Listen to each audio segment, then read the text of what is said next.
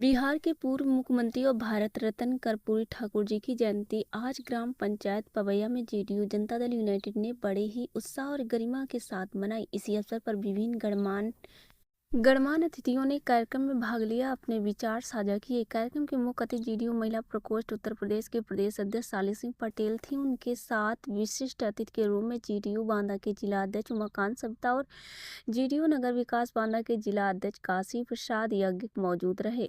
इसी विशेष आयोजन की अध्यक्षता बवेरू विधानसभा के जेडीयू उपाध्यक्ष चुन्नीलाल वर्मा ने की। 50 लोगों ने बसपा छोड़कर जेडीयू की सदस्यता ली। कार्यक्रम के दौरान बड़ी संख्या में लोगों ने पार्टी में शामिल होकर जेडीयू की मजबूती का प्रदर्शन किया। लगभग 50 लोगों ने बसपा छोड़कर जेडीयू की सदस्यता ग्रहण की।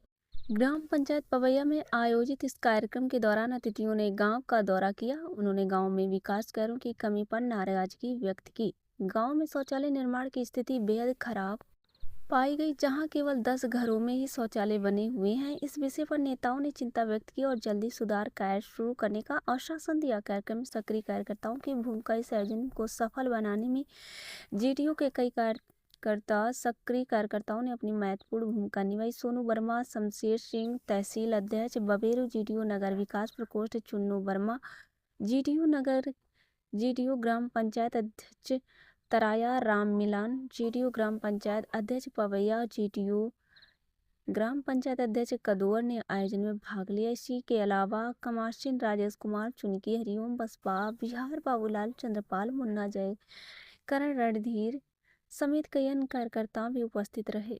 कार्यक्रम में कर्पूरी ठाकुर जी के जीवन और उनके आदर्शों पर चर्चा की गई। वक्ताओं ने उनके योगदान और सादगी भरे जीवन को याद करते हुए लोगों को उनके बताए रास्ते पर चलने का संदेश दिया। कार्यक्रम का समापन सभी लोगों के संकल्प के साथ हुआ कि वे गांव के विकास और कर्पूरी ठाकुर जी के विचारों को जन जन तक पहुंचाने में अपना योगदान देंगे। मंडल प्रभारी गंगा प्रसाद करवरिया की रिपोर्ट।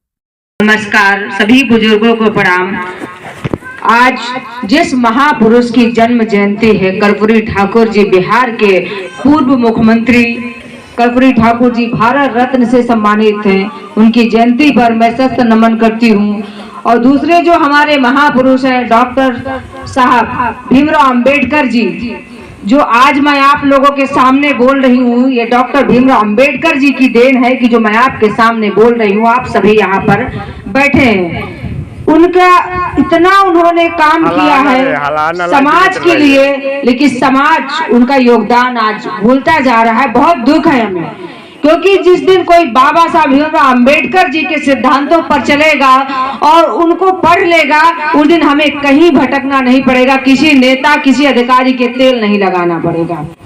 तो हमें अपने महापुरुषों से सीखना चाहिए। कर्पूरी ठाकुर जी को कितने अभद्र नारों से बिहार में सामंतशाही लोगों ने इतने गंदे गंदे नारे दिए कि मैं आप लोगों से बता नहीं सकती। कभी उनके बारे में आप पढ़िए, लेकिन उन्होंने उन नारों को दरकिनार किया और आगे बढ़ते गए। और आज देखिए कि देश के सबसे बड़े रत्न भारत रत्न से उन्हें सरकार को झुकना पड़ा और सम्मानित करना पड़ा।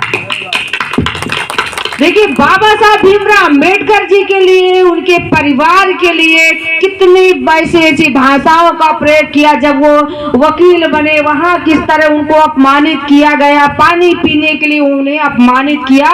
लेकिन उन्होंने उनका सपना था, उन्होंने संकल्प लिया कि मैं जब तक शोषित पीड़ित तो वंचित समाज का उद्धार नहीं करूंगा, उनके लिए कोई ऐसा कानून नहीं बनाऊंगा, तब तक मैं चैन की नींद नहीं सोऊंगा। और उन्होंने माताएं बहनें जो 5 रुपए का बिंदी का पत्ता लेती हैं, उसमें भी आप सरकार को टैक्स दे रही हैं।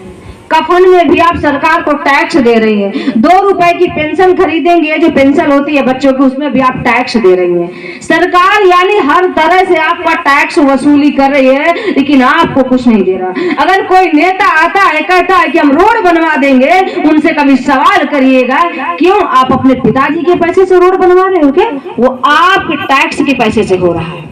और जितना आप टैक्स देते हो ना, उसका आपको ना 50 पैसे भी अगर आपके यहाँ का विकास हो जाए, उसी दिन हमारा देश महान हो जाएगा।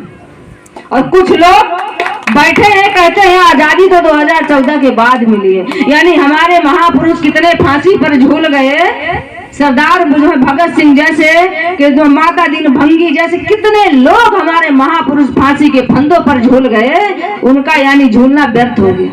ऐसे ऐसे लोग बैठे इस देश में, और अगर आप सवाल करोगे अपने हक और अधिकार को तो आपको बोला जाएगा कि पाकिस्तान चले जाओगे। ऐसे लगता है कि उनका पाकिस्तान में पहले से ही ठिकाना है। तो हमारे ये बताइए, हम इस देश के रहने वाले, देश के मूल निवासी, और हमें कोई कहेगा कि पाकिस्तान चले जाओ तो जवाब तो देना पड़ेगा ना कि आप बाहर नेताओं को।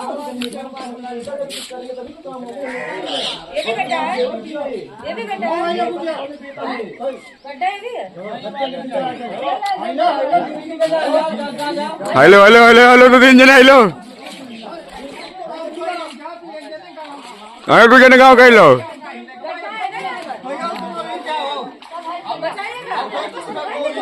हाँ हेलो हेलो घर भाग ये